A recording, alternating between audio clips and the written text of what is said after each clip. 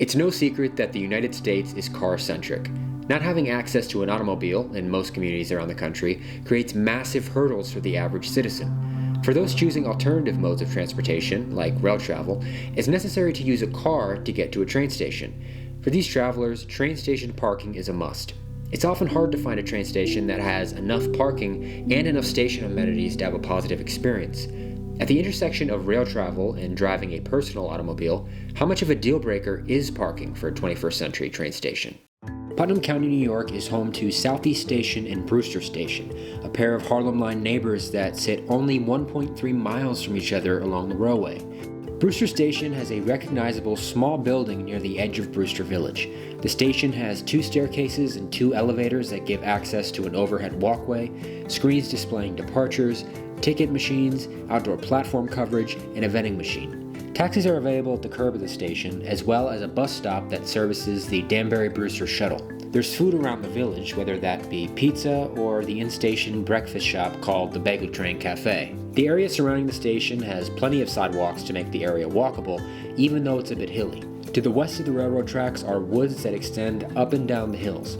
In the summer, the lush green trees block passengers' view of Brewster and other towns on the central portion of the Harlem Line. Brewster Station has 263 parking spaces available, 135 under the jurisdiction of LAS Parking, 28 under Hoyt Street Parking Inc., and 100 under Scout Realty. Some of these spaces are up and down the east side of the train tracks, while others are on the west side of the tracks, hidden up small paths. Parking can be tight at times, specifically on weekdays. Similar to Brewster Station, Southeast Station has 2 staircases and 2 elevators leading to an overhead walkway to the train platform, a screen displaying departures, 3 ticket machines, overhead platform coverage, and a vending machine. Next to the station is a MTA rail yard. Southeast is not walkable. Independent Way, the hilly wooded road leading to the station, leads to a strip mall and the entrance of I-84. In a previous piece, I wrote of how convenient the station is with its location off I-84. I still think that's true, but only for drivers.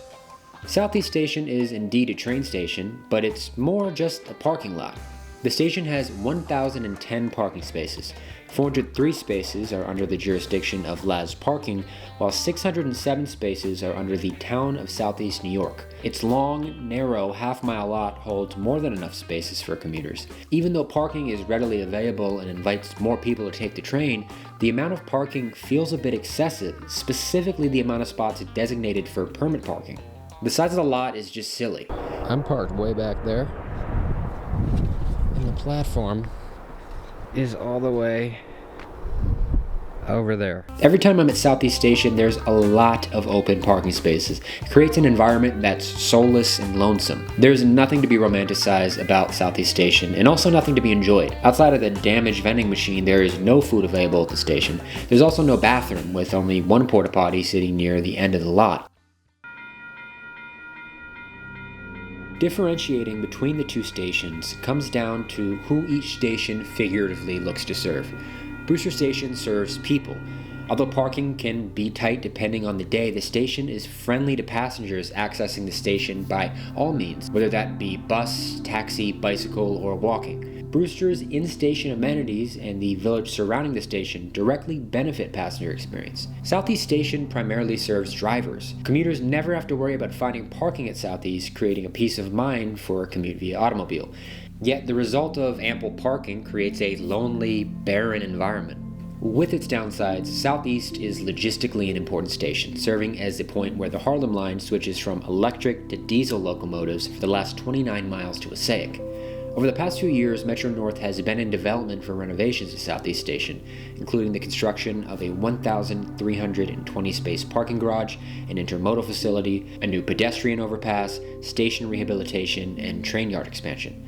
The current parking lot will be turned into an extension of the neighboring rail yard, allowing more space for train servicing. To make space for the parking garage, a wooded area between the train platforms and I-84 was leveled. You can see it from the train platform. The project is a hopeful sign that passenger experience will be prioritized, but the irony in adding even more parking can't go unnoticed. These 2 neighboring stations raise many questions. Is it better to have a station that provides a poor passenger experience with more than enough parking, or a station that benefits the passenger experience but has less parking? How much does access to parking affect a passenger's enjoyment of their commute? In an ideal world, the United States wouldn't be so car-centric. In this world, many issues like increased carbon emissions, stifling gas prices, and the cost of owning, insuring, and maintaining an automobile wouldn't plague society.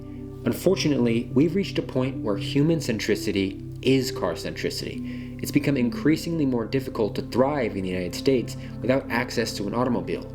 We've handcuffed ourselves to highways and strip malls that eliminate any sense of community. Where cars go, isolation follows. There's nothing more soulless than a parking garage or lot or the design of the area around them. It's because of all these reasons that Southeast Station is, sadly, the perfect station for American life. Enjoyment isn't intended at a station like Southeast. The layout is designed to fit as many cars as possible into an ugly half-mile parking lot. Brewster Station is lively and human-centric, but does the varying level of available parking negate those features? Does the easy access to taxi and bus services make up for minimal parking? Even if hundreds of drivers can park their cars at a train station, poor passenger experience may deter people from thinking highly of rail travel. Southern Putnam County residents are fortunate enough to have the choice of using Brewster Station or Southeast Station with the short 10-minute drive from one to the other. As we look to improve rail travel in the United States, we need to find the balance of building stations that prioritize both passenger experience and provide parking for those who need it. Making changes that balance these two needs can help push towards a world where people can thrive without access to an automobile. Yes, I want more people to utilize trains in their area, but I think bigger changes can be made to make accessibility even easier. Although these changes need the help of urban planning and civil engineering, making small changes to rail travel can make a huge difference.